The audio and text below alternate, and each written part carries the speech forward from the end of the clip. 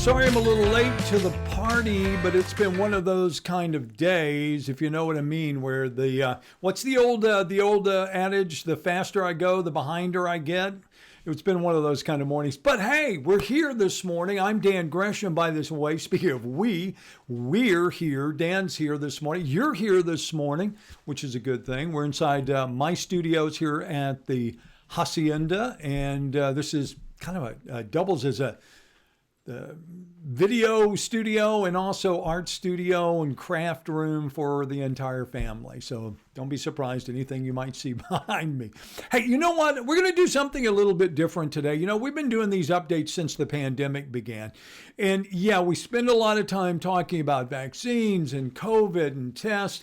We're going to take a break from that today. It's Friday. I'll be honest with you. I'm a little weary, so I thought it would be nice today if we talk about something other than, because I'm going back to the station. I'm going back to work, and I'm going to be doing the noon show today. So I'll get another dose of the headlines. So you can tune in today at noon, and you can see what's happening in the headlines on KFDM TV. But I will show you some of the headlines this morning, but briefly.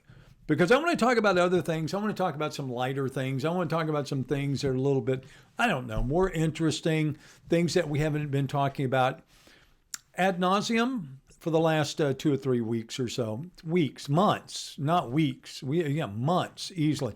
Hey, do me a favor this morning. If you're here on the live stream, give me a shout out. Tell me where you're watching from, just like you would any other Facebook Live post. Just, type in your name. You can tell me where you're watching from. Say hi, good morning. Wish you'd stop doing this, like you doing this.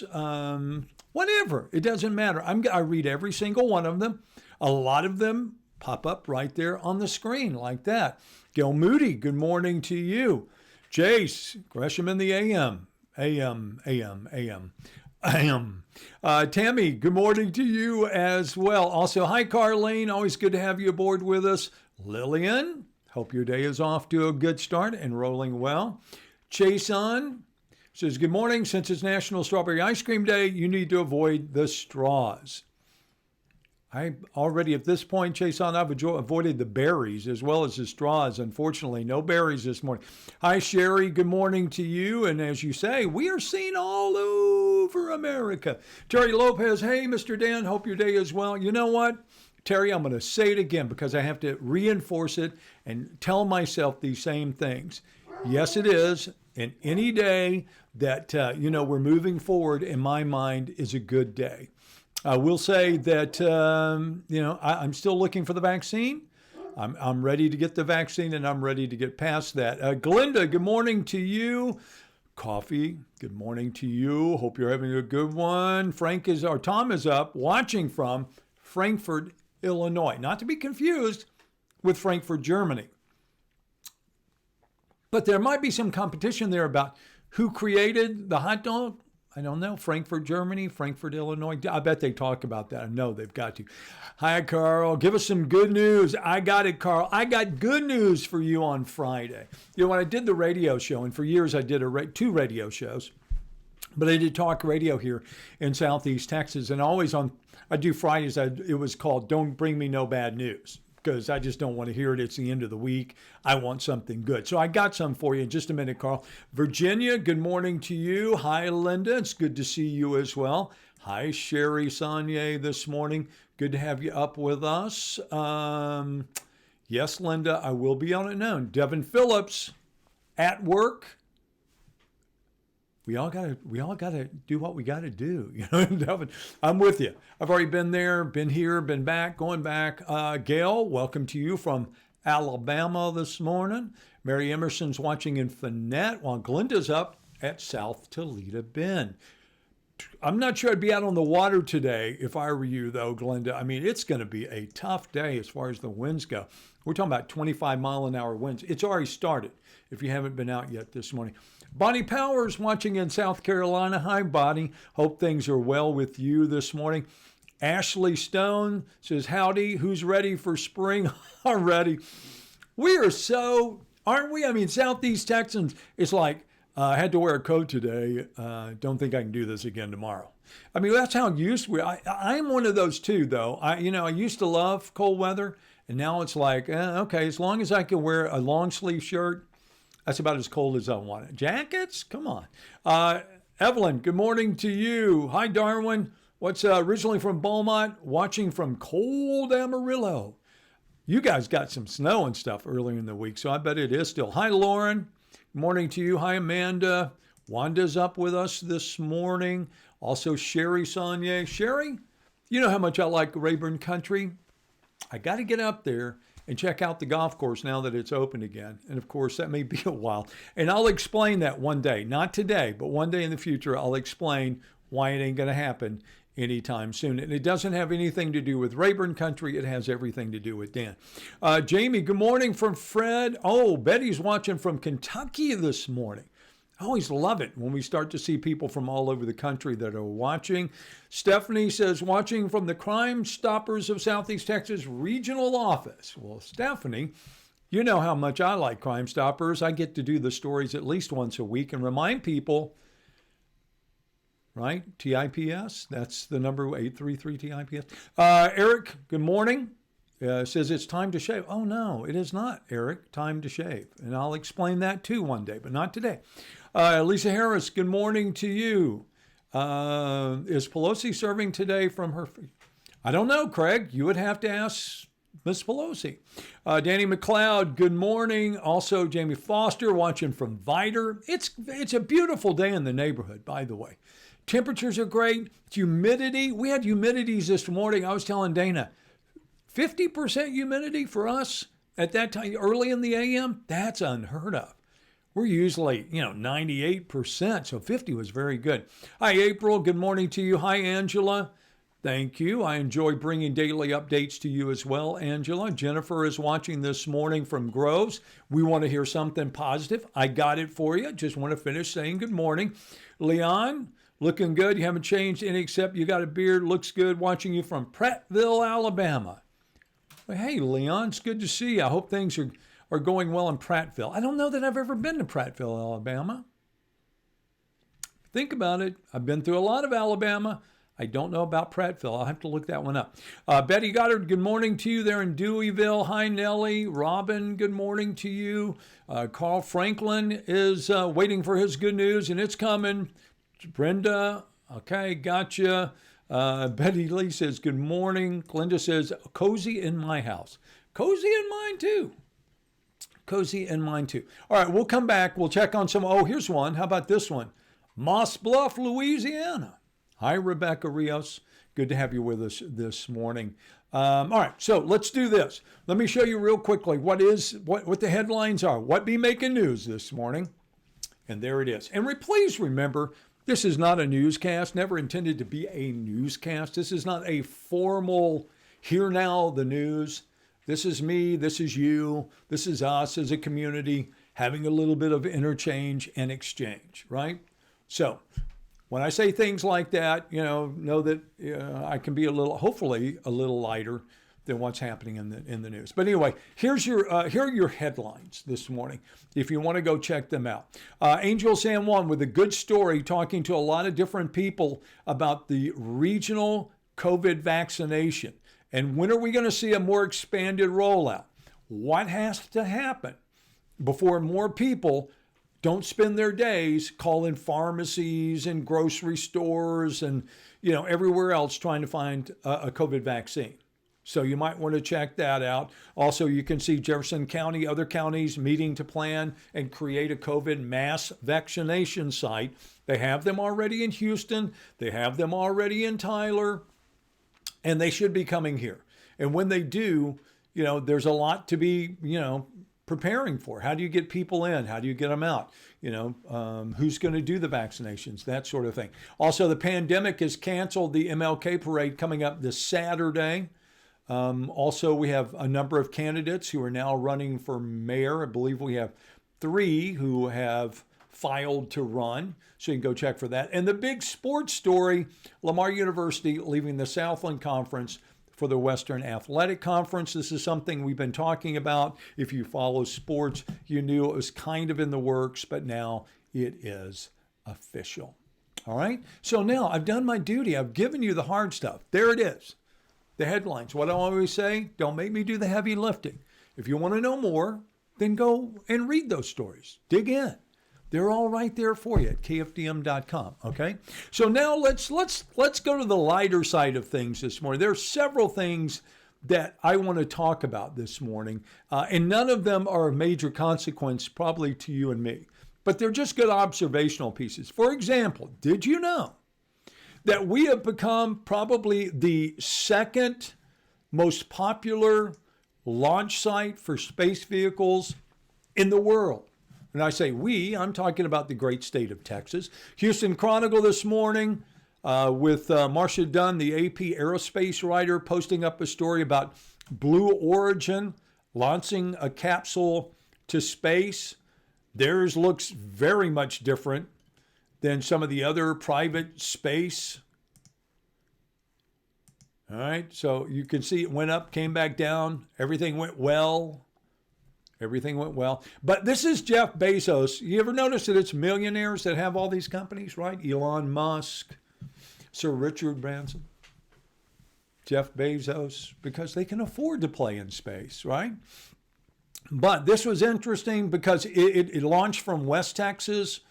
I know it says Cape Canaveral, but it actually launched from West Texas, which now you have SpaceX and Blue Origin using Texas for their launching pads. And again, this is private industry going into space. For anyone who's old enough, could you ever have imagined NASA not being the company? I mean, you know, that when I was a kid growing up, when you were talking about Apollo and you were talking about Gemini, I don't think anybody would have envisioned.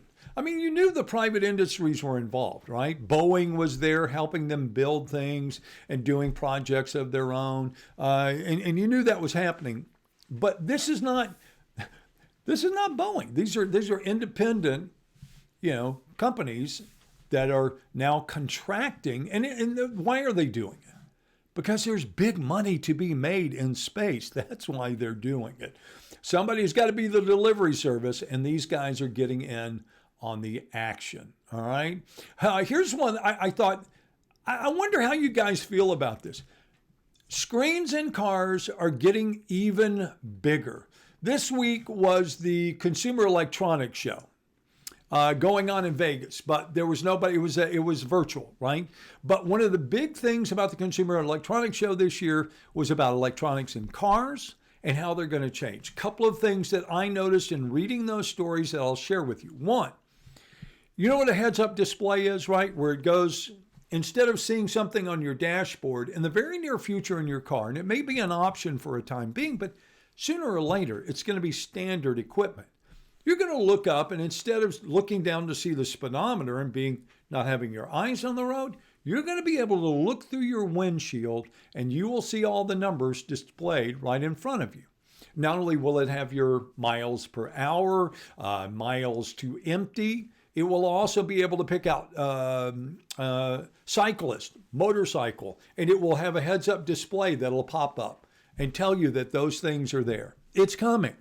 But the second thing is larger and larger screens inside of cars. I read a story this week, and I believe it was Mercedes, who was saying that they are going to have a car that has a 56-inch screen that's the width of the entire car. 56 inches. That's bigger than a lot of people have inside of their house. But it's true. It's true. So I think it also, now most of them are not going to be that big. And some of them are saying they're hedging their bets, they're moving that direction because if you get autonomous cars that drive themselves, then, hey, there's going to be a need for entertainment. And the way you do it is you put on a giant screen inside your car. Then we'll never escape the screens. They'll be everywhere. But the question that they're asking here, I think, is a very valid one here in USA Today. Is it safe? Or is it just a major distraction? Are we just asking for it? By putting bigger screens, aren't people going to be more involved, emotionally invested in what's going on the big screen?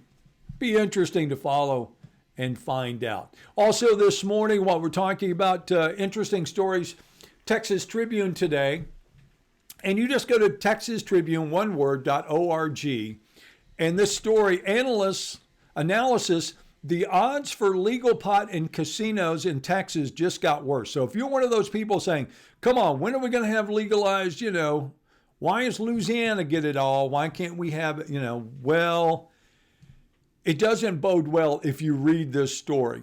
But what I love is the headline and how it always seems like, I don't know, oxymoronic to some degree.